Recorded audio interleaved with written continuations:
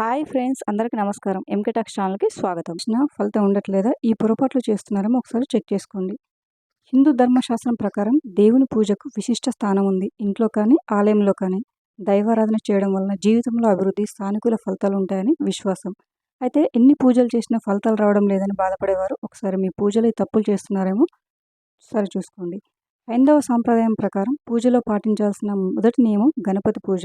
ఇంట్లో చేసే నిత్య పూజలో ముందుగా గణపతి ప్రార్థన శ్లోకం చదువుకున్న తర్వాత మిగిలిన దేవీ దేవతలను పూజించాలి.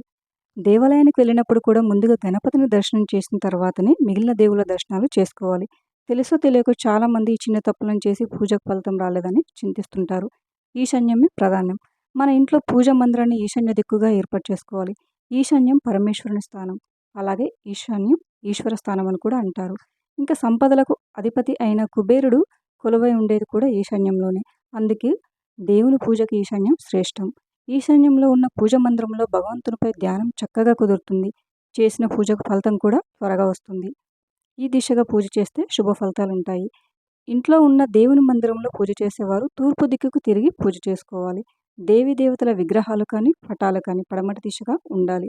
కొంతమంది దేవుని పటాలను తూర్పు దిశగా ఉంచుతారు, కానీ ఇది సరైనది కాదు. పూజ చేసేవారు తూర్పు దిశగా తిరిగి పూజ చేయడం సర్వత్రా శ్రేష్టం. ఒకవేళ కుదరని పక్షంలో దేవుని విగ్రహాలను దక్షిణ దిశ వైపు ఉంచి పూజ చేసేవారు ఉత్తరం వైపు తిరిగి పూజ చేసుకోవచ్చు. శుభ ఫలితాలు పొందాలనుకునేవారు ఈ నియమాలు పాటించడం తప్పనిసరి. ఇలాంటి దుస్తులు ధరించి పూజ చేస్తే ప్రతికూల ఫలితాలు గ్యారంటీగా వస్తాయి.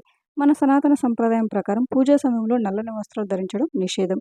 పూజలోనే కాదు, శుభకార్యాల సమయంలో కూడా నలుపు రంగు వస్త్రాలు ధరించడం శాస్త్రంగా వ్యతిరేకం. నలుపు రంగు ప్రతికూల సూచనలకు, ప్రతికూల ఆలోచనలకు కారణమవుతుంది.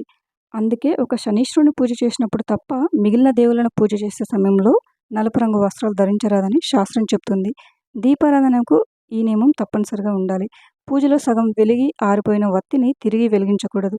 తిరిగి దీపారాధన ప్రమిద కానీ కుందులు కానీ శుభ్రపరిచిన తర్వాతనే దీపం వెలిగించాలి. ఈ సమయంలో ఆలయంలో ప్రదక్షిణలు చేయరాదు. దేవాలయంలో సూర్యాస్తమయం తర్వాత ప్రదక్షిణలు చేయరాదని శాస్త్రం చెప్తుంది. మొక్కుబడిగా ప్రదక్షిణలు చేయాలనుకునే వారు కూడా పగలు మాత్రమే, అది కూడా మధ్యాహ్నం 12 గంటల లోపే ప్రదక్షిణలు ముగించాలి. రాత్రి వేళ ఈ శబ్దాలు అస్సలు చేయకూడదు. చీకటి పడిన తర్వాత ఆలయంలో గంటలు మోగించడం కానీ, శంఖనాదం చేయడం కానీ చేయరాదని శాస్త్రం చెప్తుంది.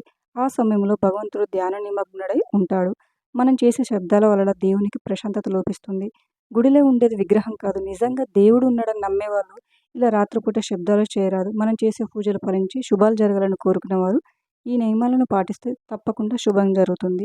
ఫ్రెండ్స్, ఈ వీడియో కనుక మీకు నచ్చినట్లయితే వీడియోని లైక్ చేసి మరిన్ని వీడియోస్ కోసం మా ఛానల్ని సబ్స్క్రైబ్ చేసుకోండి. Thank you for watching.